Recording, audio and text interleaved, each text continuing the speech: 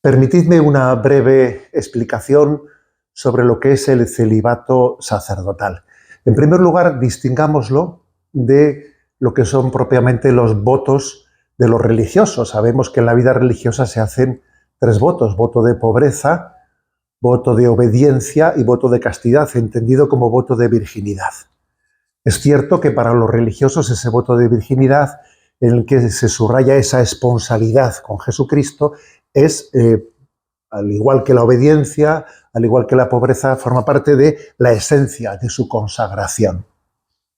En el caso del sacerdote, del presbítero, que en la Iglesia latina hace lo que llamamos la promesa de celibato, en sí mismo, en este caso, esa promesa de celibato no está intrínsecamente unida al compromiso sacerdotal, como en la vida religiosa sí que el voto de castidad está indisolublemente unido. Lo digo porque hay una diferencia, pues por dos motivos. Primero, porque durante muchos siglos en la vida de la Iglesia los sacerdotes no todos eran célibes, sino que también había casados que eran sacerdotes. Lo digo también por el hecho de que actualmente, pues en los ritos orientales, existen también sacerdotes casados que se ordenan sacerdotes. Luego, no está inevitablemente unido, sí en la vida religiosa, pero en la vida sacerdotal, el celibato sacerdotal es, digamos, una ley eclesial, no es una ley divina. En la vida religiosa, obviamente, sí que es inherente a la vocación divina. En la vida sacerdotal es, digamos, una ley eclesial.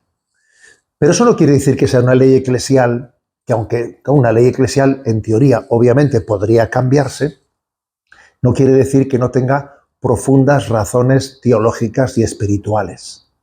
Porque hay una cuestión, vamos a ver, ¿por qué se propone el celibato y con el paso de los siglos se ha ido poco a poco tendiendo a que haya cada vez más una introducción del celibato en la vida sacerdotal?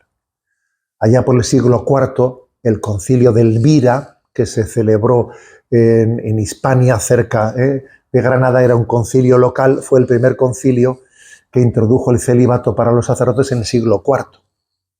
Eso fue extendiéndose localmente en distintos lugares, hasta que en el siglo XII el concilio de Letrán ya introdujo el celibato de una manera global para todo el seno de la Iglesia católica de rito latino.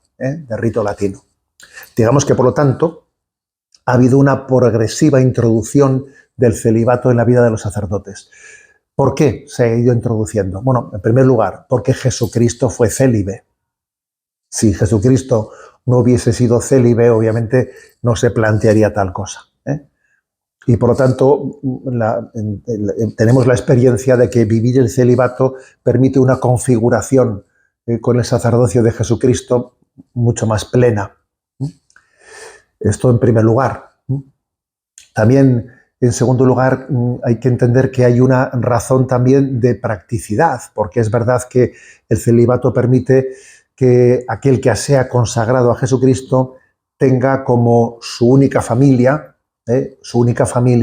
esas almas que se le han encomendado. Es un marco para poder entregar la totalidad de la vida a las almas encomendadas. Recordad aquel momento en el que dice Jesús: ¿quiénes son mi madre y mis hermanos? Estos son los que escuchan la palabra de Dios y la cumplen. Es decir, Jesús toma como familia suya a todo el pueblo que está hambriento y sediento de la palabra de Dios. Lo toma como su familia, ¿no? Aquella a la que le entrega su corazón indiviso. El celibato sacerdotal permite entregar nuestro corazón de una manera indivisa, entregar la totalidad de nuestro corazón, de nuestro afecto, de nuestro amor, a aquellos que nos han sido encomendados. Esta es, por lo tanto, la razón de ser del celibato. Y quiero hacer alguna precisión importante. Bien, es verdad que el celibato se vive lo vivimos los sacerdotes en la Iglesia Católica de rito latino. y que en las iglesias católicas de rito oriental no existe esa ley del celibato, pero hay algunos matices importantes. En esas iglesias en las que no existe la ley del celibato, un sacerdote no puede casarse. Sí sería al revés, que alguien casado podría hacerse sacerdote, pero nunca se ha contemplado esta posibilidad de que un sacerdote se case. Eso no se ha contemplado y es bueno hacerse esta pregunta, ¿por qué es eso, no?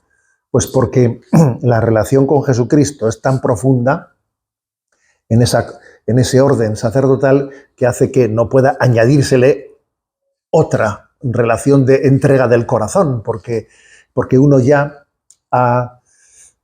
se ha consagrado plenamente su corazón a Jesucristo de manera indivisa. Sí podría ser que una persona casada se ordenase sacerdote en las iglesias orientales, pero no podría ser que un sacerdote se casase, es un matiz. Y además también en estas iglesias orientales los obispos siempre son escogidos entre los que son célibes. También es un detalle importante porque el obispo está representando, bueno, ¿no?, de alguna manera la plenitud del sacerdocio. Bien, esta es una breve explicación de la diferencia entre el celibato sacerdotal y de lo que es el voto de castidad de los religiosos, dos aspectos que son distintos, pero que luego en la práctica, obviamente, aunque tienen dos matices distintos, en la práctica se unen en la vivencia de esa relación de entrega del corazón con Jesucristo. En su vivencia espiritual, claro que hay una relación muy estrecha entre el voto de los religiosos y esa promesa del celibato sacerdotal de quien